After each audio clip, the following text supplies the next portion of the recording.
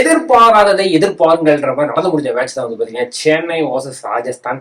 அப்படி என்னப்பா எதிர்பாராததை எதிர்பாருங்கள், என்ன நடந்துச்சுன்னு கேட்டீங்கன்னா வாங்க வீடியோக்குள்ள போகும்.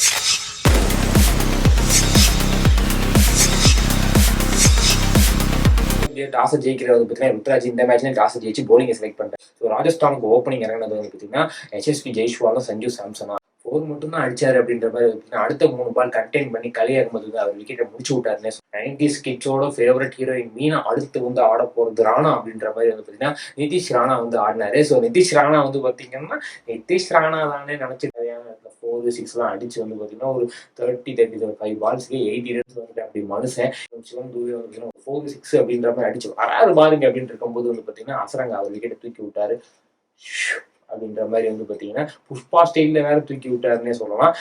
தோனி பாய் பாய் அப்படின்ற மாதிரி வந்து அவர் விக்கெட்டை காலி பண்ணிட்டாங்க.